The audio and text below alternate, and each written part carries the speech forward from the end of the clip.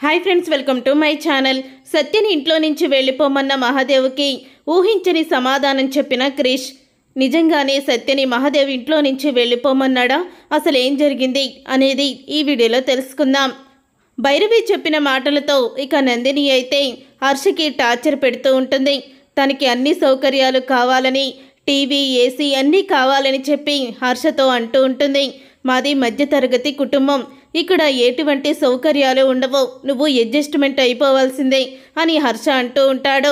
అప్పుడే ఇక నందిని అయితే అంటూ ఉంటుంది, నేను నా పుట్టింటికి వెళ్ళిపోతాను, నాకు అన్ని సౌకర్యాలు కావాలి, అసలు భార్యని బాగా చూసుకోలేని వాడికి నీకు పెళ్ళెందుకు అంటూ హర్షని అవమానించి మాట్లాడుతూ ఉంటుంది.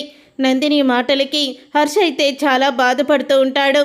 ఇక హర్ష బయటికి వెళ్ళిపోతాడు. అలా బయటికి వెళ్ళిపోయిన తర్వాత హర్షని ప్రేమించిన అమ్మాయి అయితే ఎదురుపడుతుంది. అప్పుడు ఇక హర్ష అమ్మాయిని చూసి ఏంటి ఇక్కడున్నావు ఏంటి అని అడుగుతూ ఉంటుంది. అప్పుడే ఇక తను అయితే అంటూ ఉంటుంది, నీకోసమే వెయిట్ చేస్తున్నాను, పెళ్ళైన తర్వాత నన్ను పూర్తిగా మర్చిపోయినట్టున్నావు అని అంటూ ఉంటుంది. అప్పుడే ఇక హర్ష అయితే నువ్వు ఎప్పటికీ నా మనసులోనే ఉంటావో, నేను ఎప్పటికీ నిన్ను మర్చిపోలేను అని హర్ష చెప్తూ ఉంటాడు. ఎలా ఉంది నీ కొత్త కాపురం, మీ భార్య నిన్ను బాగానే అర్థం చేసుకుందా అని అంటూ ఉంటుంది. అప్పుడే హర్ష అయితే సత్య గురించి, నేను క్రిష్ చెల్లెల్ని పెళ్లి చేసుకున్నాను, కానీ తను ఇంట్లోకి వచ్చాక ఇంకా సమస్యలు ఎక్కువయ్యాయి. అత్తగారింట్లో సత్య ఎలా ఉంటుందో, ఆ రాక్షసుల మధ్య సత్య ఎలా కాపురం చేస్తుందని భయపడి నేను క్రిష్ చెల్లెల్ని పెళ్లి చేసుకున్నాను. కానీ నీ నందిని మాత్రం అస్సలు కూడా అర్థం చేసుకోవడం లేదు. తనని ఎలా పెంచారంటే తను సమాధానం కూడా అలాగే చెప్తుంది, గీరగా చెప్తుంది, ఇంట్లో వాళ్ళందరినీ అవమానించినట్లు మాట్లాడుతుంది అని అంటూ ఉంటాడు హర్ష అయితే. అప్పుడే చూడు హర్ష, తను అయినింటిలో పుట్టింది, బాగా సౌకర్యాల మధ్య పెరిగింది, ఎప్పుడూ కూడా కష్టమంటే ఎరగదు, ఇంట్లో వాళ్ళందరూ తనని ఎంతో గారాబంగా పెంచారు. అలాంటి అమ్మాయి ఇప్పుడు సడన్గా మీ ఇంటి వాతావరణానికి అలవాటు పడాలంటే ఎలా పడుతుంది అని అంటూ ఉంటుంది తనైతే. అప్పుడే హర్ష అయితే నేను ఇప్పుడు అనుకుంటున్నాను, తనని పెళ్లి చేసుకొని ఎంత పెద్ద తప్పు చేశానో, నా కుటుంబానికి మరొక కొత్త సమస్యను తీసుకువచ్చాను అని అంటూ ఉంటాడు హర్ష అయితే. లేదు హర్ష, నువ్వు తనని శత్రువులా కాదో ప్రేమగా చూడు, అప్పుడే తనని నువ్వు అర్థం చేసుకోగలవు అని తను చెప్పేసి అక్కడి నుంచి వెళ్ళిపోతుంది.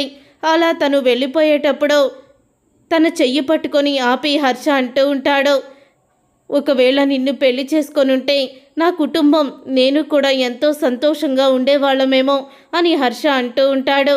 ఇక తను ఏడుస్తూ అక్కడి నుంచి వెళ్ళిపోతుంది. ఇదంతా ఇలా జరుగుతూ ఉండగానే ఇక భైరవిని మహాదేవ్ అయితే పిలుస్తాడు. రేపు క్రిష్కి సత్యకి ఇంట్లో పూజ పెట్టి ఉన్నాను, ఆ పూజకి అన్నీ సిద్ధం చెయ్యి, పంతులు గారు వస్తారు అని భైరవి అంటూ ఉంటుంది. ఇంత సడన్గా పూజ ఏంటయ్యా అని అంటూ ఉంటుంది మహాదేవ్ని. భైరవి అయితే నేను చెప్పింది చేయడమే నీ పని, నువ్వు తిరిగి అడిగే పరిస్థితి వస్తే తర్వాత నేను చూపించే శ్రద్ధ చాలా ఉంటుంది అని అంటూ ఉంటాడు మహాదేవ్ అయితే. అప్పుడే ఇక భైరవి అయితే మౌనంగా తలంచుకొని ఇక సత్య దగ్గరికి వెళ్తుంది. మీ మావ ఏదో పూజ చేయిస్తున్నారు, ఆ పూజకి రెడీ అయ్యిరా, మొన్నటిలాగా నేనేమీ నగలు వేసుకోను, చీరలు కట్టుకోను అంటే కుదరదు, పట్టు చీర కట్టుకొని నగలన్నీ వేసుకొని మహాదేవయ్య కోడలు ఎలా ఉంటుందో అలాగే ఉండాలి నువ్వు, మీ ఇంట్లో ఉన్నట్టు ఉంటే ఇక్కడ కుదరదు అని భైరవి అయితే గట్టిగానే సమాధానం చెప్తుంది. తర్వాత భైరవి అయితే నందినికి ఫోన్ చేసింది. ఏంటి బిడ్డ ఎలా ఉన్నావో, నేను చెప్పినట్టే చేస్తున్నావా, అల్లుడేమంటున్నాడు అని అంటూ ఉంటుంది భైరవి. నువ్వు చెప్పినట్టే చేస్తున్నానమ్మా, నాకు అవి కావాలి ఇవి కావాలంటూ నేను కోరికలు కోరుతున్నాను, అవి విని షాక్ అయిపోతూ ఉన్నాడు. భార్యకి ఈ మాత్రం కూడా చేయలేని వాడివి నువ్వేంటి భర్తవి అంటూ కూడా నిలదీశాను అని అంటూ ఉంటుంది నందిని అయితే. నువ్వు మాత్రం అలాగే చెయ్యి అని భైరవి అయితే చెప్తూ ఉంటుంది. భైరవి నందినితో మాట్లాడే మాటలని సత్య అయితే వినేస్తుంది. సత్య వినేసి ఇక భైరవి దగ్గరికి వస్తుంది. కన్న తల్లి అత్తగారింట్లో ఎలా ఉండాలో, ఎలా మెలకువలుగా ఉండాలో, భర్తని ఎలా గౌరవించాలో, అత్తమామలని ఎలా పూజించాలో నేర్పుతారో, కానీ ఏ తల్లి కూడా ఏ కూతురికి అత్తవారింట్లో ఇలా ఉండమని అస్సలు కూడా చెప్పదు, మిమ్మల్నే చూస్తున్నాను అని అంటూ ఉంటుంది సత్య అయితే. మా కుటుంబంలో అందరూ ఆప్యాయతలకి అనురాగాలకి పెట్టింది పేరు. వాళ్ళ మధ్య మీలాంటి కూతుర్ని తీసుకువెళ్ళి మా అన్నయ్య చాలా పెద్ద తప్పు చేశాడు అని అంటూ ఉంటుంది. సత్య అయితే అసలు మీ పెంపకంలో పెరిగిన మీ అమ్మాయిని మా ఇంటి కోడలు చేయడం ఏంటో, మా అన్నయ్యకి బుద్ధి లేకపోతే సరి అని సత్య అనడంతో, నా కూతురికే పేర్లు పెడతావా, నా కూతుర్ని పెంపకం మంచిది కాదు అంటావా, నీకెంత ధైర్యం అని అంటూ ఉంటుంది భైరవి. అప్పుడే అక్కడికి మహాదేవ్ అయితే వస్తాడు. ఇక మహాదేవ్ని చూసి భైరవి అయితే ఇక వెనక్కి తగ్గి టెన్షన్ పడుతూ ఉంటుంది. ఇప్పుడు సత్యగాని నేను నందినితో ఇలాంటి విషయాలు ఫోన్లో మాట్లాడుతున్నానని ఈయనకి చెప్పిందంటే ఇప్పుడు ఈయన అగ్గిల మీద గుగ్గిలమైపోతాడో, నన్ను చంపేస్తాడో. ఇది నోరు విప్పకపోతే బాగుండు, లేకపోతే నా మీద కక్షతో ఇది చెప్పనన్నా చెప్పేస్తుందని భైరవి అయితే వణికిపోతూ ఉంటుంది. ఇక్కడేం చేస్తున్నారు, సత్య మీద అరుస్తున్నావేంటి అని భైరవిని అంటూ ఉంటాడు. మహాదేవ్ అయితే ఏమైంది సత్య అని అనంగాల్ని, ఏం లేదు మామయ్య గారు అని అంటూ ఉంటుంది సత్య. అప్పుడే మహాదేవ్ అయితే పదండ్రి, అక్కడ పూజకి అయ్యోరు వచ్చి మొత్తం సిద్ధం చేస్తున్నాడు అని అంటూ ఉంటాడు మహాదేవ్ అయితే. అప్పుడే ఇక ఊపిరి పీల్చుకొని భైరవి అయితే పద సత్య అని సత్యని తీసుకొని పూజలో కూర్చోబెడుతుంది. పూజ మొత్తం పూర్తయ్యాక ఆఖరి ఘట్టంలో మహాదేవ్ అయితే అంటూ ఉంటాడు, అనుకోకుండా మీ పెళ్లి జరిగింది. జాతకాలు నక్షత్రాలు రాసులు ఏమీ చూయించకుండానే మీ పెళ్లి చేసేశాము. కానీ ఇప్పుడు మీ జాతకంలో కొన్ని దోషాలు ఉన్నాయని, మీ పేర్లు కలవలేదని పంతులోరు చెప్పారు. అందుకని నీ పేరు మార్చుతామని అనుకుంటున్నాను.